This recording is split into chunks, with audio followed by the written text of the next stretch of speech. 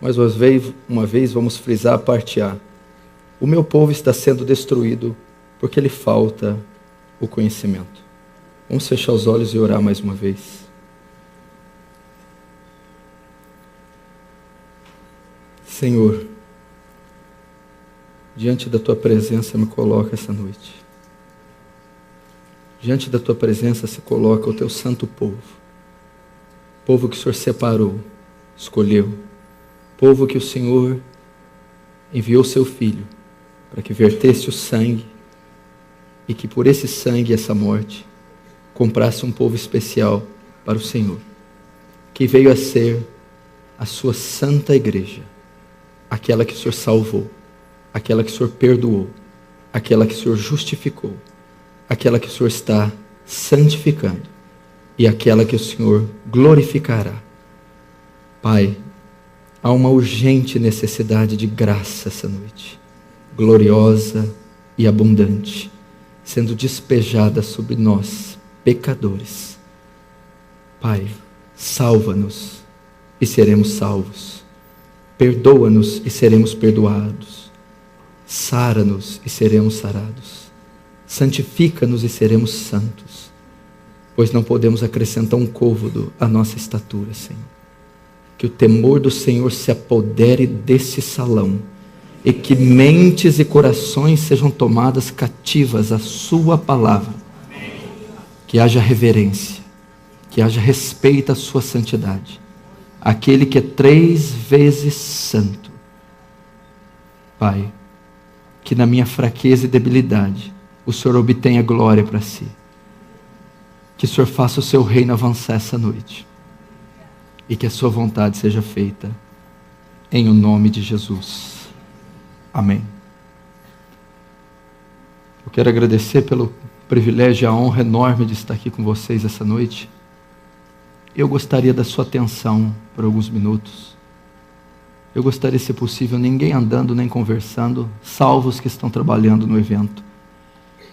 Eu gostaria que você tivesse o máximo de respeito por esse momento e que todo o espírito festeiro que possa estar no seu coração, ele seja dissipado agora. Nós não estamos em nenhuma festa, nós não estamos em nenhuma comemoração, não há motivo nenhum para se comemorar nada. Nós somos a pior geração de cristão de todos os tempos, vivemos na pior geração de todos os tempos.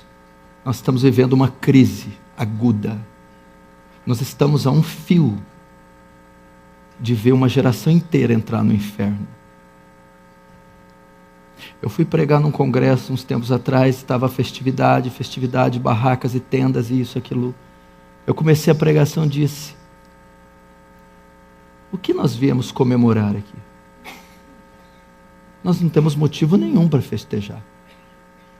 Se o aborto está dentro da igreja, a pedofilia está dentro da igreja, o adultério, o divórcio e o segundo casamento estão na igreja. Se o altar tem sido um picadeiro, os pastores têm sido palhaços, e os membros têm sido meros espectadores a serem entretidos. Nós não estamos aqui falando da sua melhor vida na terra, nem da sua roupa, nem do financiamento que pode ser aprovado, nem do casamento do solteiro. Aliás, eu estou pouco me importando por seu emprego, por seu salário, ou para o seu cônjuge. A minha grande dor no meu coração é a sua eternidade. Onde você vai passar a sua eternidade? E onde os milhões que estão morrendo todo dia sem Cristo vão passar? Se Deus não tiver misericórdia dessa nação, ela vai sofrer um juízo que nós nunca vimos antes. Hoje nós contamos com quase 50 milhões de evangélicos no Brasil. E a nossa nação nunca foi tão corrupta como ela é. Nós tivemos nesse ano, 2013, um dos piores anos que a sociedade brasileira já presenciou. Liderado por esse governo fascista, anti-Deus, anti-família. Esse governo pró-aborto, pró-pedofilia, pró-homossexualismo. Nós estamos vendo um câncer se instalar nessa nação sem precedentes. E que coisa paradoxal, né? E no momento onde a igreja evangélica atinge o seu maior contingente.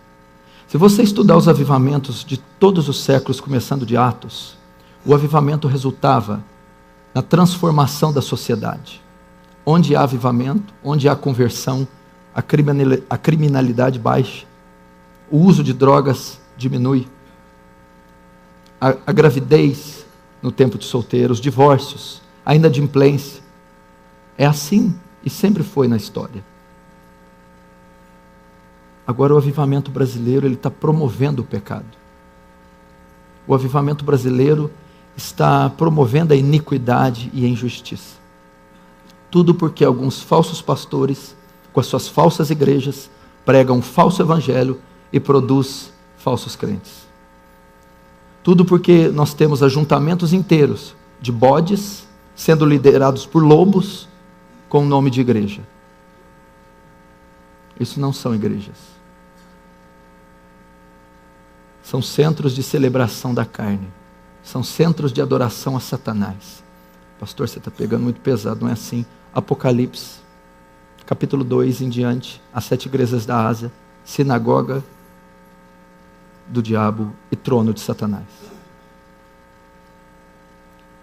Eu subo aqui com dor no meu coração. Apesar de muitos julgarem mal as minhas intenções, me acharem um pouco ríspido, agressivo, e realmente eu sou ríspido, agressivo, muitas vezes sou frio, mas isso, por trás disso esconde um homem sensível, frágil, amoroso, brincalhão e muito quebrantado. E eu subo aqui com dor no coração de saber o estado que está a igreja. E eu vou dizer para você, não vai haver avivamento. Pelo menos por um bom período de tempo. Até que sejamos batizados no Getsemane, não vai haver avivamento.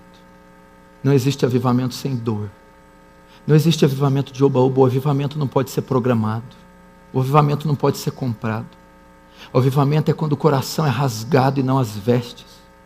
O avivamento é quando por trás de um evento, por trás de uma congregação, por trás de uma cidade, de uma cracolândia, de um prostíbulo, tem homens e mulheres sangrando joelhos, dias, meses, anos. Quando há choro compulsivos e soluços e gemidos, até que Deus use de misericórdia e alcance os perdidos.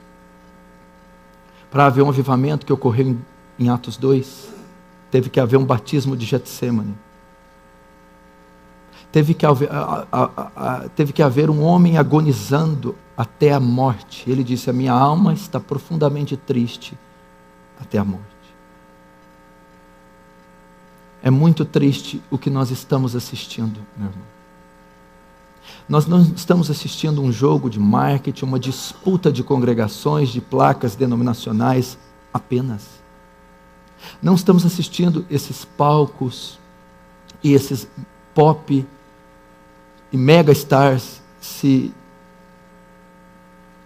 apresentando apenas. Nós estamos vendo lobos devorarem rebanhos inteiros e mandá-los para o inferno. Realmente a igreja evangélica prosperou, ela tem o ouro e a prata. Mas ela não tem o que Pedro tinha. E o que Pedro tinha não era o levanta e anda. Pedro tinha o evangelho da graça. Pedro tinha a paixão por Cristo. Pedro tinha o novo nascimento em Cristo. Essa é a maior dor. Você já avaliou o preço de uma alma? Salmos diz que a redenção da alma é caríssima, ninguém pode pagar. Que uma alma vale mais que o mundo todo. E elas estão indo as multidões e as centenas e milhares ao inferno. E nós precisamos fazer algo. Eu não estou aqui descartando a soberania de Deus, nem crendo que nós podemos dar uma ajuda para Deus e dar uma mãozinha para Ele. mas foi-nos confiado uma lei, foi-nos confiado uma missão, foi-nos confiado um grande comissionamento, uma grande comissão, foi-nos confiado um santo evangelho, e ai de nós se não pregarmos o evangelho. E eu gostaria de compartilhar essa dor com você, e gostaria que você sentisse a mesma coisa, que você sentisse o peso do que é a vida cristã, a responsabilidade que é ser cristão. Você é embaixador de Cristo, você é representante do céu, você representa o santo evangelho, então você tem uma responsabilidade muito grande sobre você.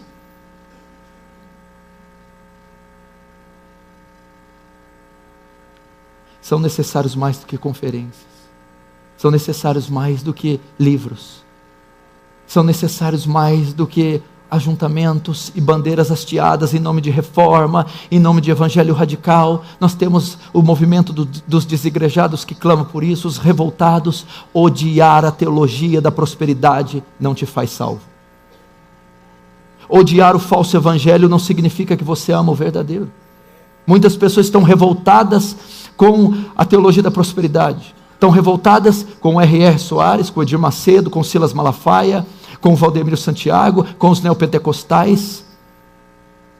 Eles odeiam esses homens, mas eles também não amam a Cristo. Eles não têm uma vida transformada. O que justifica não é o ódio pelo errado, o que justifica é a fé em Cristo Jesus, mediante a regeneração operada pela graça. Pessoas se agarram no evangelho radical só porque não tem outra coisa para se agarrar, só porque querem revolta, querem baderna, desordem, querem ir às ruas, querem protestar. Não era assim com os zelotes, não era assim com os discípulos de João Batista, não era assim com o grande número que andava com Paulo. Depois, Demas me abandonou, amando o presente século. Precisamos de paixão, igreja. Precisamos de nossas vísceras se comoverem. Precisamos conhecer o Deus homem de Nazaré. Precisamos amar a Deus com ardente amor e devoção. Precisamos sair desse lugar impactados, não apenas com conhecimento literário, teológico, histórico, não apenas com surtos emocionais, mas com consciência da verdade, com consciência do perigo iminente que a nação sofre, conscientes da responsabilidade que cada um essa noite tem.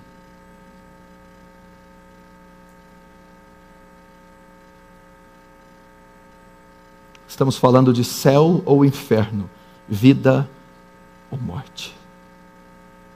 Se você voltar para sua casa e as coisas continuarem do mesmo jeito, é sinal que isso aqui não funciona nada e nenhum dos pregadores transmitiu o que Deus queria e o evento em si não cumpriu o propósito. Pastor, você não pode me julgar pela minha vestimenta, nem pela minha conduta, nem pelos afazeres. A Bíblia diz que eu posso. Que se conhece a árvore pelos frutos, ações, pensamentos, omissões, palavras, atitudes. Se o evangelho não for demonstrado em atitude prática de vida, não é evangelho. O evangelho não é baboseira filosófica. O evangelho é prática de vida. Nós devemos ir para nossas casas e iniciar uma reforma primeiro em nossas famílias, em nossos corações, em nossos lares, na escola onde estudamos e no trabalho onde executamos a nossa profissão. Eu vou dizer uma das maiores causas do declínio da igreja evangélica brasileira, preste atenção, e pode ser também uma das causas do seu declínio. Você necessita aprender tanto para aplicar na sua vida como para divulgar, expor essas verdades. Disse um grande sábio: a ignorância aprisiona, mas a verdade liberta. Mal ele sabe que ele estava apenas parafraseando um dos maiores textos das Escrituras. E conhecereis a verdade, e a verdade vos libertará. Eu iria pregar outro tema e outro texto essa noite, mas devido ao horário, que eu sei que não vai ser muito, a mensagem seria de quase 2 horas e não seria possível concluí-la. Eu trouxe esse texto, essa mensagem que eu creio ser oportuna e pertinente para todos nós. A causa do declínio da igreja evangélica mundial, mais especificamente da brasileira, a qual fazemos parte, é a ignorância. Nós não podemos chamar talvez você, talvez muitos cristãos de duros, corruptos, maus e perversos. Nós sabemos que nem todos são, mas nós sabemos que a grande maioria, a grande massa esmagadora se perde por falta de conhecimento. É ignorante quanto às verdades básicas, da fé cristã, e por isso tem declinado. Se você notar a declaração de Deus através de Oséias para o povo, diz que o que destruía o povo, o que fazia o povo se perder, se esvair, não era falta de oração, não era falta de oferta, estrutura física, não era falta de seminários e congressos, era a ignorância que estava destruindo Israel.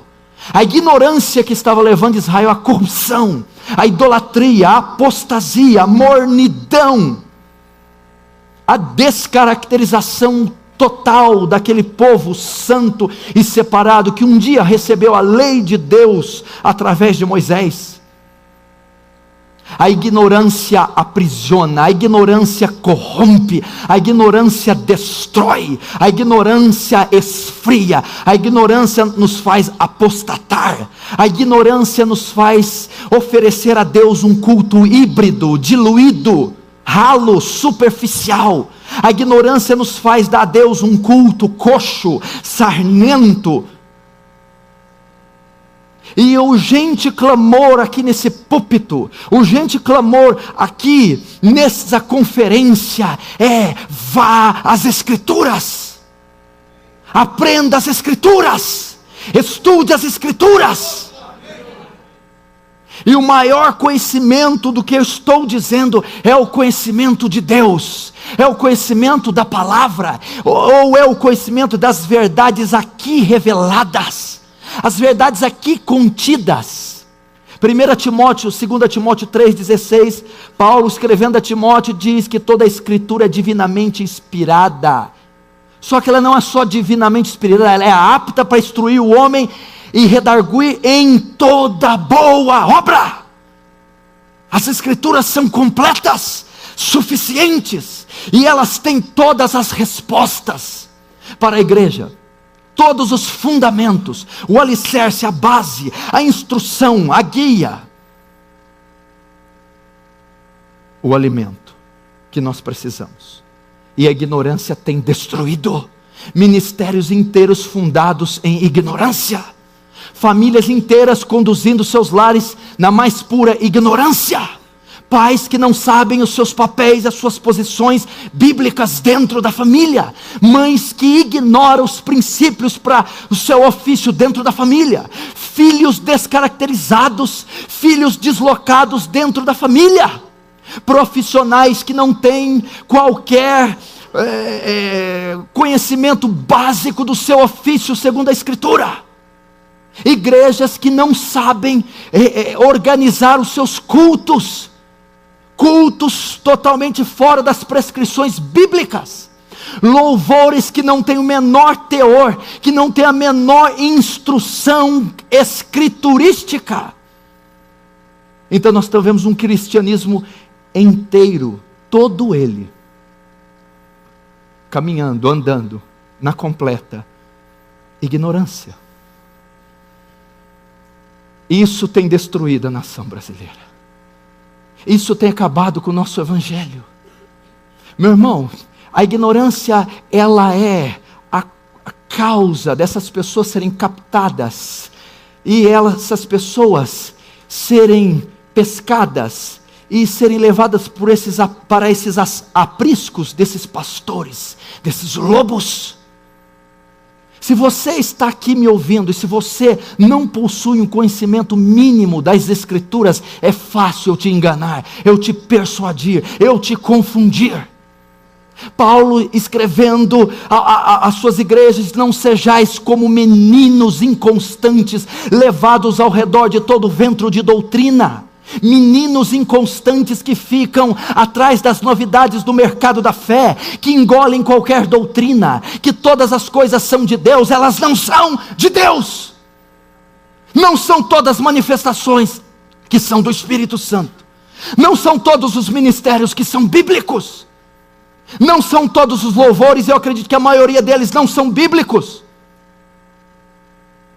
Ministérios de apóstolos, patriarcas, ministérios de pastoras, e com ofício de liderança. Não estou dizendo da auxiliadora do seu marido, mas da líder regente e sacerdotisa de uma congregação. Atos proféticos, unções, amuletos, tudo isso sendo engolido pelo evangelicalismo brasileiro, porque não há conhecimento de Deus, não há conhecimento escriturístico. Então viramos uma igreja sincrética, uma igreja pagã, uma igreja diluída, ecumênica, que tributa a Deus a carneficina do ecumenismo, que tributa a Deus o incenso sujo, o incenso distorcido, porque eu sou o Senhor, esse é meu nome, e a minha glória não dividirei com outro, nem o meu louvor as imagens de escultura. Você precisa se saturar da palavra de Deus. Errais em não conhecer as Escrituras, nem o poder de Deus. Meu irmão, quando Martinho Lutero escreveu, afixou as 95 teses na catedral de Wittenberg, ali naquele momento estava vivendo o período que chamamos período das trevas, onde passamos mais de 8, quase mais de 10 séculos, até a Inquisição no século XIII, chamado período das trevas, da escuridão. O que os libertou da escuridão? Quando Lutero tem acesso à carta de Paulo aos Romanos e lê o capítulo 1, verso 17, nele no Evangelho se descobre a justiça de Deus de fé em fé, pois está escrito: o justo viverá da fé. O que trouxe luz ao tempo e o período de trevas? As Escrituras, cumprindo o que está no Salmo 119, verso 105, lâmpada para os meus pés e luz para os meus caminhos é a sua palavra. Nesse período de trevas que faz a idade de Lutero ser meio-dia, estamos vivendo tempos tão escuros, tão tenebrosos, que faz com que aquele período de Lutero seja meio-dia. Só há uma maneira da igreja sair da obscuridade, da escuridão, voltar-se às Escrituras. Ela é tocha que ilumina os caminhos, ela é luz que ilumina seus passos, é ela que te conduz. Volte às Escrituras. É impressionante como há homens letrados no nosso meio, mas analfabetos das Escrituras. Não precisamos de revelações forâneas, não precisamos de novos moveres, já temos o suficiente em 66 livros compactos, toda a ciência, todo o conselho de Deus, a mente de Deus, o equilíbrio de Deus, a justiça de Deus, a santidade de Deus, o evangelho de Deus, a obra de Deus em Cristo, está nas Escrituras. Por que a igreja cai em pecado? A ignorância. Salmo 119 diz: ordena os meus passos na tua palavra, e não se apodere de mim iniquidade alguma. Por que a iniquidade se apoderou da igreja? Por causa da ignorância. Por que a igreja vive sofrendo o mal do século, a depressão? Por quê?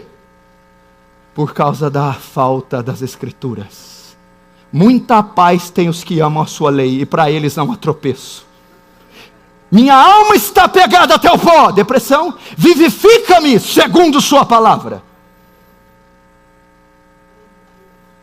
Precisamos da palavra. Pastor, mas há pessoas ignorantes que não conseguem, que não vão ter condição de possuir o conhecimento. Salmo 119, 130. A exposição da sua palavra dá luz e entendimento aos simples. Quando Jesus disse: quem dizem que eu sou? Os profetas? Elias e João Batista que ressuscitou. Diga a eles: os surdos ouvem, os mudos falam, os cegos veem, e aos pobres é ensinado o reino dos céus. até os pobres, indoutos, meu irmão. Deus diz que o caminho dos céus é tão fácil que até os loucos, ignorantes o encontram, desde que haja um arauto, um profeta, um ministro disposto a ensinar. E Jesus percorria a Galileia, ensinando o evangelho do reino, tirando o povo da ignorância, ensinando. E perseveravam unânimes na doutrina dos apóstolos. Essa palavra doutrina do grego didaquê, que quer dizer ensino. Perseveravam no conhecimento, perseveravam no estudo das escrituras, perseveravam no estudo do evangelho, perseveravam nos textos. Perseverem em aprender as escrituras.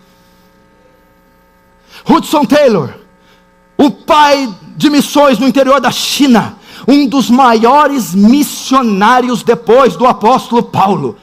Uma das biografias que mais mexe comigo. Todas as semanas, pelo menos uma vez por semana, eu assisto o filme do Hudson Taylor, porque eu fico constrangido com o testemunho daquele homem. O homem que disse que se tivesse 1000 vidas, 100 vidas, daria todas elas pela China. Sabe qual o segredo de Hudson Taylor? Ele estudava as escrituras 10 horas por dia. Quanto tempo você passa com as escrituras todo dia? 4 horas? 3? 2 horas? Ao menos uma, estudando as escrituras. Certo homem de Deus disse, se eu não me engano, John Bunyan: quando eu entender todo o conhecimento deste livro, a Bíblia, terei tempo para ler outros autores.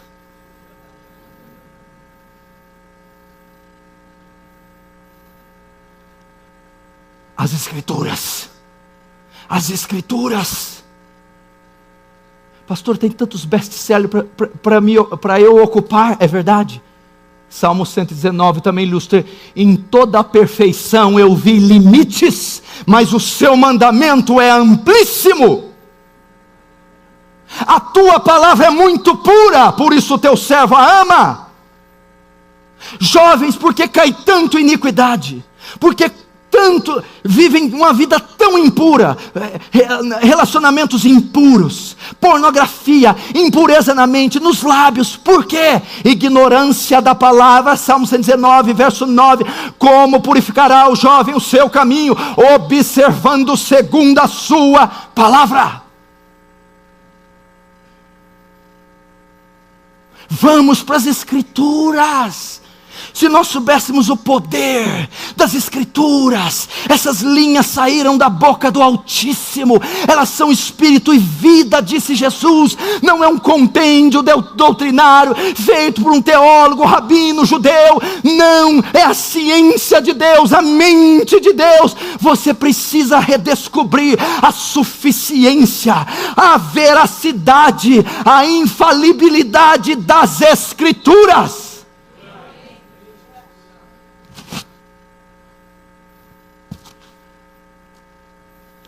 Isaías 55 diz: assim como a neve e as chuvas caem do céu e para lá não tornam, mas faz regar faz regar o chão, dá semente ao que semeia e pão ao que come, assim também será a palavra que sair da minha boca. Ela não voltará para mim vazia, antes prosperará naquilo para qual eu a enviei.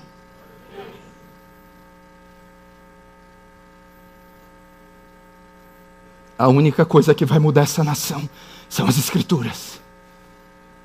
É a palavra de Deus.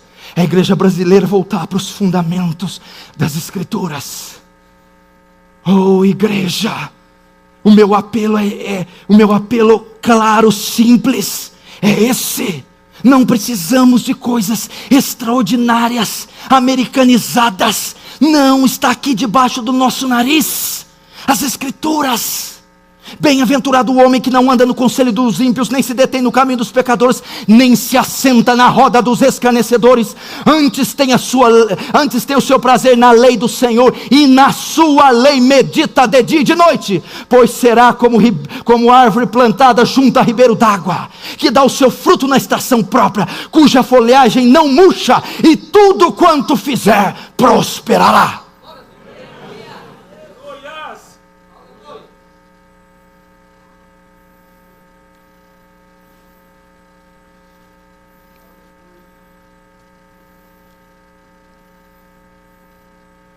A palavra.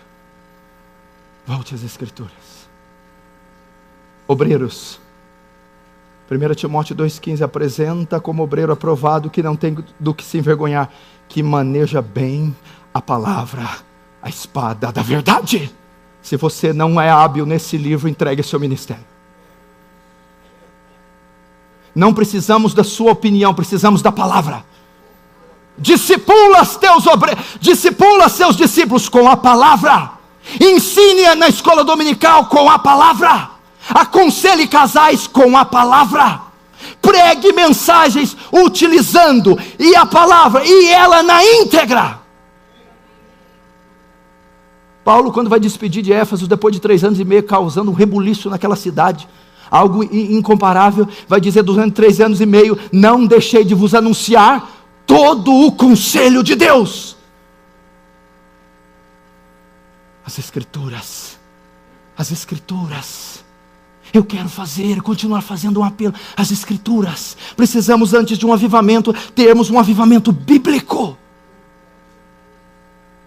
Temos apoiado e incentivado os jovens da igreja onde eu pastoreio a ler, decorar as Escrituras. Tem um jovem que está decorando a Epístola aos Gálatas, já decorou os 3 primeiros capítulos. Outro decorou o Salmo 119 inteiro. Outro decorou o discurso de Estevão, que tem 60 versículos. Outro está decorando a primeira carta de João. Outro está decorando Filipenses. Estude, decore, faça exposição, comentários, mastigue.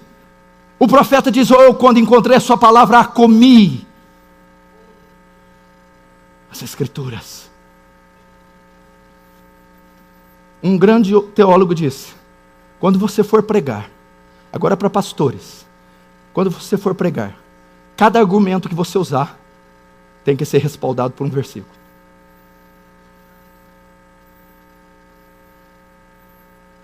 Eu já tinha que ter um versículo para falar esse argumento.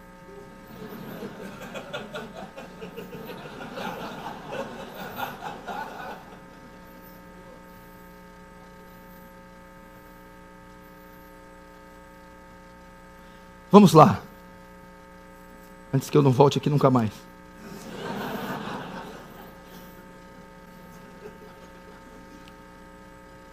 Meu povo se perde por falta de conhecimento, ignorância. Primeiro, há uma profunda e aguda ignorância por parte da igreja no que diz respeito ao culto. O que é que estão fazendo com os cultos? Aquilo que você, ou que muitos que vão me ver, entende como culto, não passa de antropocentrismo. Isso não é culto a Deus. Você vê danças, você vê teatro, você vê mensagens de autoajuda, você vê tudo girando em torno do homem. Se você nasceu ou se converteu nos últimos 20 anos, a probabilidade de você não saber absolutamente nada do que é Evangelho é muito grande. Fomos catequizados, influenciados por Kenneth Hagin, Benny Hinn, fomos influenciados pelos morcerulos, pessoas que desconhecem o santo Evangelho, falsos profetas, lobos devoradores, que incutiram no evangelicalismo nacional toda sorte de heresias. Você cresceu vendo homens derrubar pessoas no chão, unção do riso, dente de ouro, pó de ouro na mão, prosperidade. Isso não é Evangelho. Isso é a manifestação mais grotesca do que se pode chamar graça. Os nossos super-heróis tiram paletós, sapateam, derrubam pessoas, são milionários e trouxeram um modelo de culto que eu acredito que sobe para Deus como algo podre, fétido, como está em Amós 5, não posso suportar seus sacrifícios, suas assembleias solenes não me dão nenhum prazer, afasta de mim o estrépito dos seus cânticos, porque eu não posso ouvir as melodias dos seus instrumentos. Sabe por que eu vou falar nome? Porque teve um homem que comia mel, silvestre e gafanhoto, e chegou diante de um rei e disse: Herodes Antipas, a mulher que você está pertence ao seu irmão Filipe de Itureia, você está em adultério.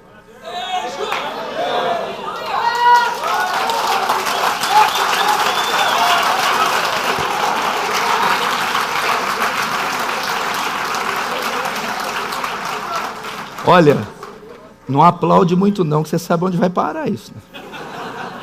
Você já assistiu o filme, você sabe. Eu digo uma coisa, nós não podemos falar nome. Nós vamos assistir eles roubarem, matarem e destruir, não vamos fazer nada. Nós vamos assistir eles falsificarem a graça, chupar os ossos das ovelhas. Vamos assistir eles destruindo, levando Cristo ao vitupério, esmagando a graça, corrompendo o evangelho. Vamos ficar quietos. Eles estão ofendendo a santidade de Deus. São lobos.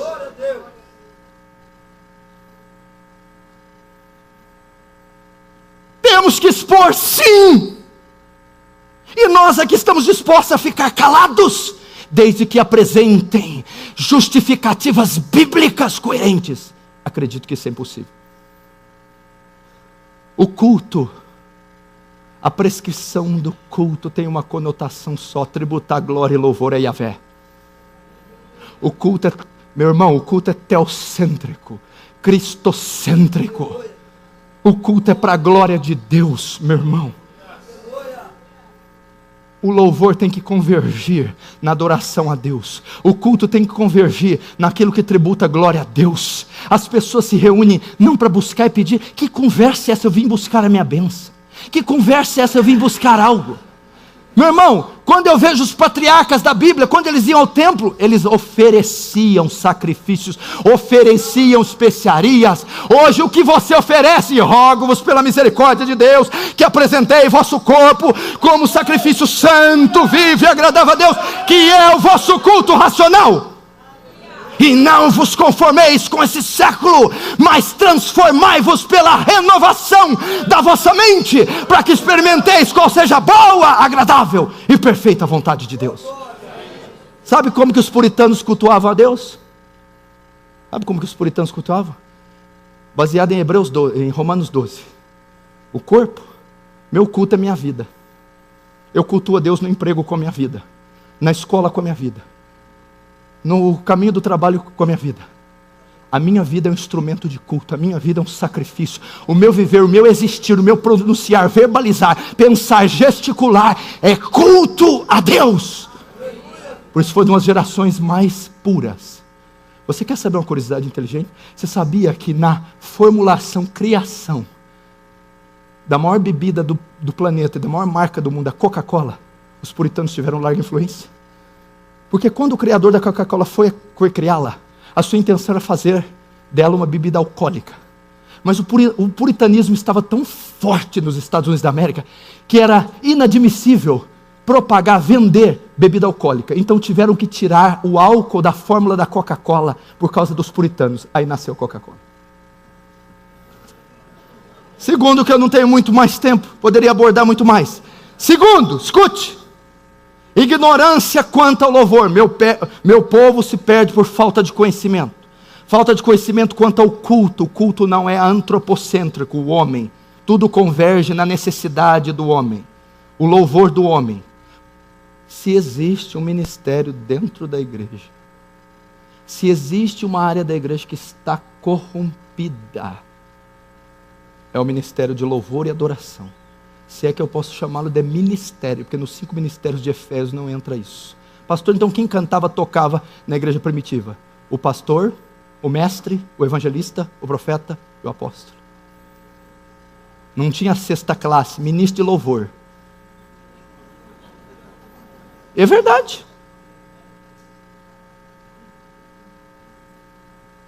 O louvor. O que está acontecendo com o louvor? Tem sabor de mel.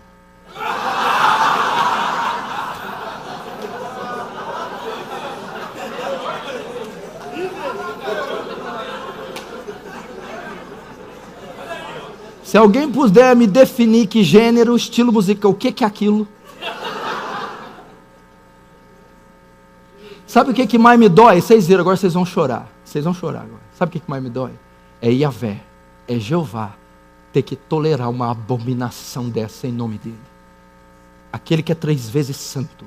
Aquele que os serafins tampam e cobrem o rosto de vergonha por não poder suportar a santidade. Tem que tolerar uma maldição dessa. Presta atenção, meu irmão. Há uma ignorância absurda. O louvor contemporâneo não é bíblico. Ele sai totalmente das prescrições das escrituras. Louvor vem do hebraico, que significa elogio. Elogiar quem? Elogiar o homem? Elogiar a obra do homem? Elogiar a necessidade do homem? Elogiar quem? Meu irmão, o livro de Salmos, 150 capítulos, é o inário de Israel. O Salmo 1 é um hino, é um cântico. O Salmo 2, o Salmo 119, com os seus quase 180 versículos, é um hino. Presta atenção. Então, se tem 150 hinos aqui, embutido no livro dos Salmos, qual é o teor dos Salmos? No que consiste o livro de Salmos?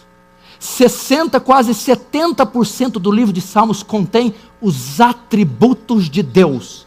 O que são atributos? As qualidades que Deus arroga para si. Então, no que consistia o louvor de Israel? Cantar as qualidades de Deus. Que qualidades são essas? Quem Deus é e o que Deus faz. Nisso consiste o louvor. Quem Deus é? Tu és santo, magnífico, poderoso, justo. E o que o Senhor faz? Grandes são as obras das suas mãos. Vamos pegar Apocalipse 15, que o VCP gravou. Grandes são as tuas obras, Senhor Todo-Poderoso, justos e verdadeiros são os teus caminhos, juízos. Ó Rei das nações, quem não te temerá? Quem não glorificará seu nome? Aí depois vai dizer, todas as nações virão e adorarão diante de ti. Por que as nações virão e adorarão? Porque os seus atos de justiça se fizeram manifestos. Quando as pessoas sabem quem Deus é, e o que Deus faz, elas vêm e adoram. Por isso os ministros de louvor têm que dar cambalhotas, tentando levar a igreja à adoração, e a igreja está apática, abatida, e ela não consegue adorar, sabe por quê? Porque ela não conhece quem Deus é e o que Ele faz. Porque o Apocalipse diz que quando os seus atos de justiça se fizerem manifesto, todas as nações virão e adorarão diante de ti. Ó Rei das nações, quem não te temerá? Ele está dizendo que é impossível não temer a Deus. Mas quando? Em que ocasião é impossível não se temer a Deus? Pois só tu és santo. Todas as nações virão e adorarão diante de ti, pois os seus atos de justiça se fizeram manifesto. Ó Rei das nações, quem não te temerá? Quem não glorificará teu nome? Pois só tu és santo, um atributo de Deus. Quando eu conheço quem Deus é, eu temo. Quando eu conheço quem Deus é, eu glorifico. Quando eu sei o que Deus faz, eu adoro. Pastor, mas você cantou uma canção. Não, é um versículo arranjado. Apocalipse 15, se eu não me engano, o verso 3 em diante. Qual o conteúdo do louvor? Salmo 119, verso 54. Sejam os seus decretos o tema dos meus cânticos. O que devemos cantar? Cante a palavra de Deus. Cante a palavra de Deus. Estamos equivocados. Louvores que falam da necessidade do homem, das paixões sentimentais do homem, dos desprazeres emocionais do homem. Louvores que levam os homens à frenesi, à êxtase. 1 Coríntios, capítulo 15 diz: louvarei o Senhor com os meus lábios, mas louvarei com entendimento. Louvor tem que ter raciocínio. Eu tenho que saber o que eu canto. Eu canto a palavra. Por que eu canto a palavra? Colossenses 3,16. O que diz Colossenses? Que a palavra de Deus habite ricamente em vós. E depois, conversando uns aos outros com salmos, hinos e cânticos espirituais. A igreja de Colossenses estava sendo atacada pelas falsas doutrinas, gnosticismo que era comum. A maneira de defender as heresias era, sabe o quê? Colocar nas letras dos hinos, doutrina. Cante doutrina. Eu aprendi uma canção lá no Peru. Justificado, pois pela fé, nós temos paz para com Deus. Romanos 5:1. Doutrina. Eu estou ensinando justificação pela fé para a igreja, que é a espinha dorsal da teologia reformada, cantando. Agora, o que isso vai ensinar para você? Olha para mim. Liga nessa, ó.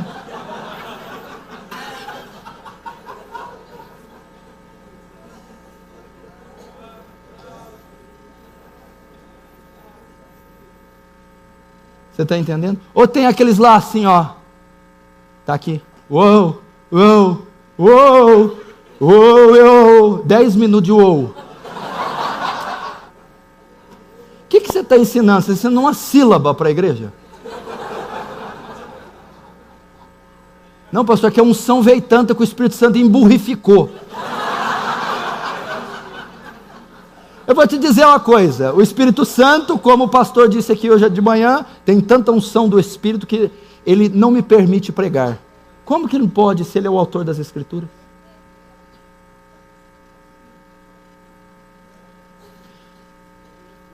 Se você soubesse o poder que a música tem,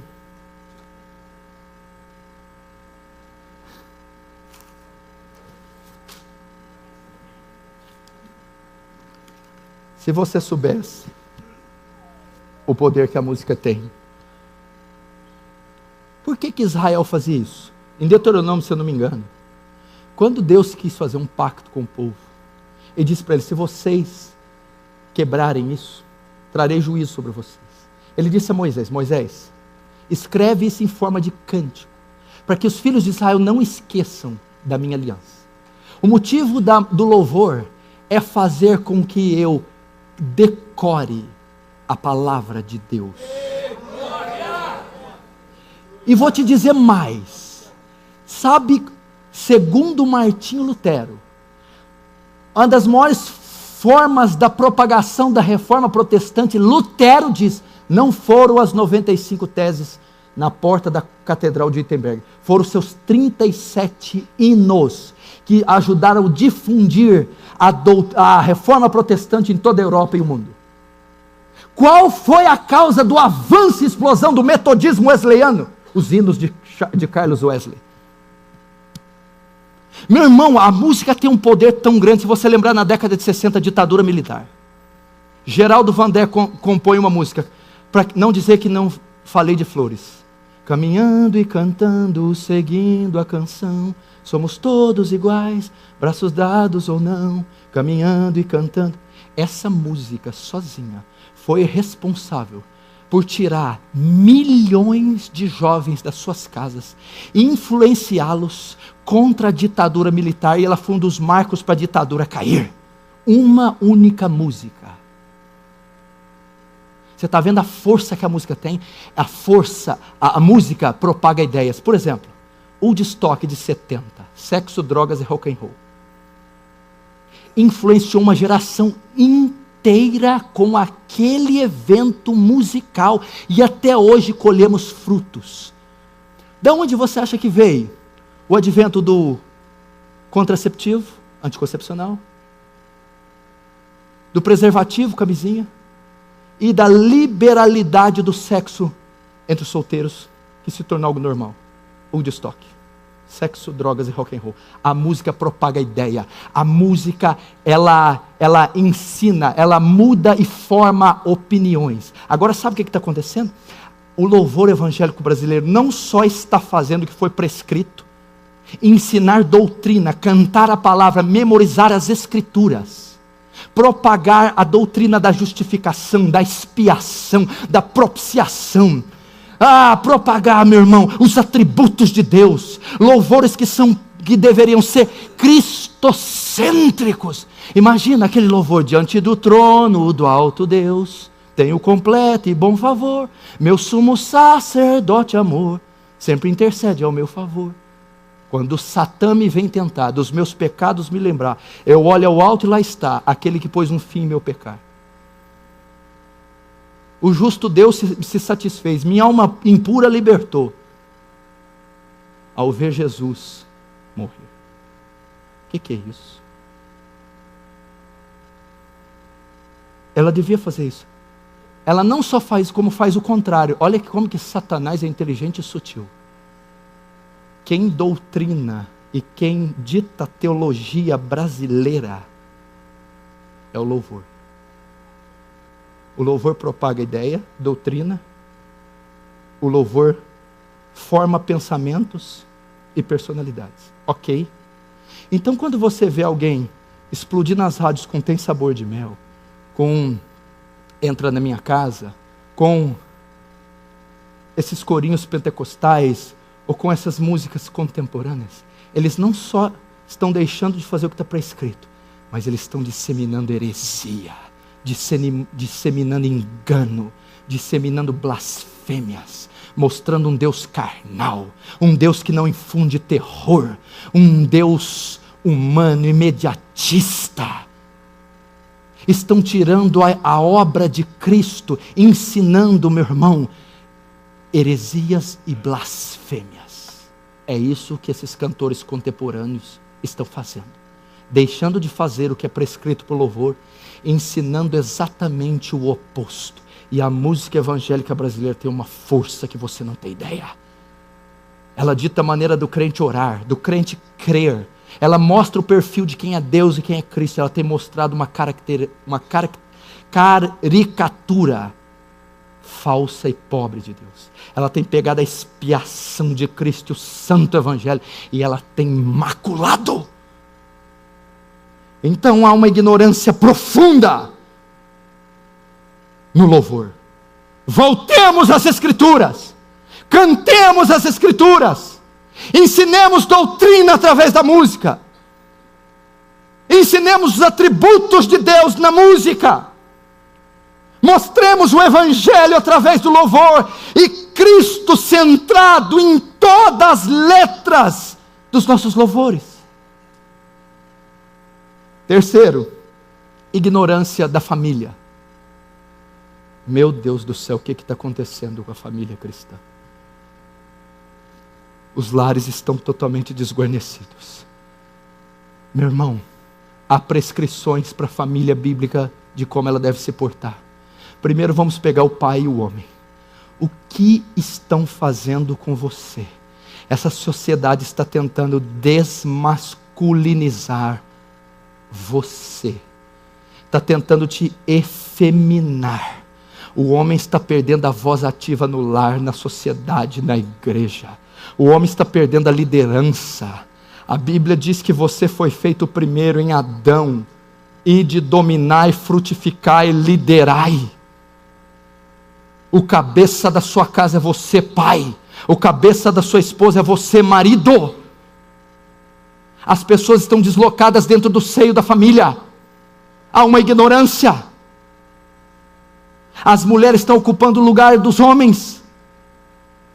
Isso é um princípio espiritual que não pode ser quebrado. O que está acontecendo? Veja bem, quando Deus cria, termina a obra da criação, Ele dá a autoridade e o governo da terra ao homem. governar com você, homem. Você tem que governar a sua família. Você tem que liderar a sua esposa.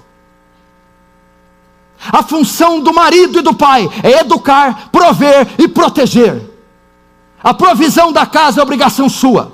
A proteção do lar é obrigação sua. E a educação dos filhos e da esposa é obrigação sua.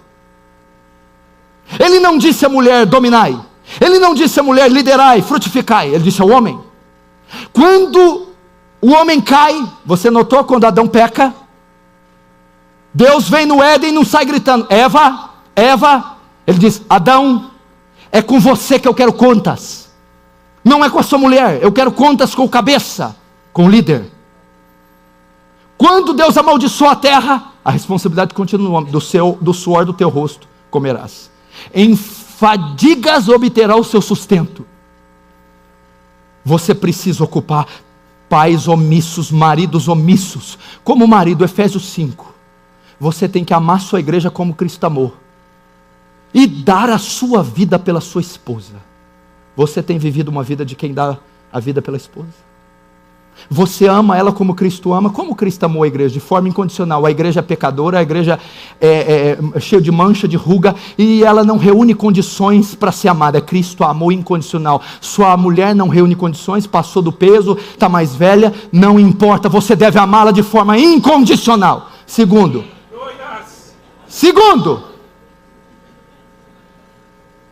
Deus não manda você, homem, dar a vida pelo ministério. Não manda você dar a vida pelos filhos. Não manda dar a vida por almas. Só tem uma pessoa que a Bíblia manda você dar a vida na Escritura. Tua esposa. Terceiro, não acabou não.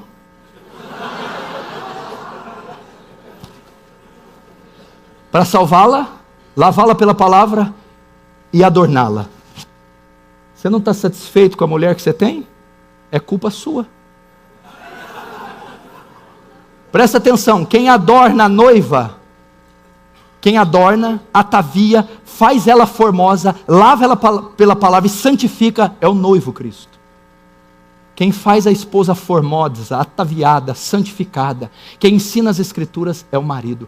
Cada um tem a esposa que faz.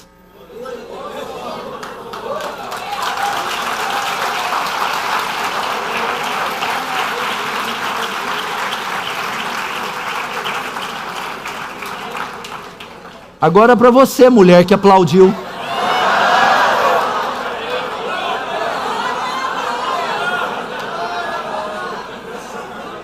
Vós esposas, eu acho que você esqueceu do versículo, né, bem? Sejam submissas. Ainda bem que Não, calma, Jeová é justo. Em tudo.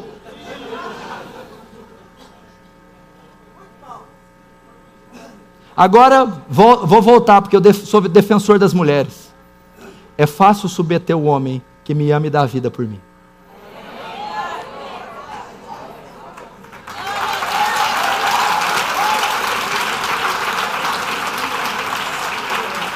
Minha irmã, agora o duro é submeter. A barriga do cara já está 30 centímetros. O cara tira a meia, parece queijo suíço. A unha cresce para dentro, amarela. Quando ele levanta o braço, você vê aquela coisa grisalha exalando aquele perfume. Você é uma guerreira, minha filha.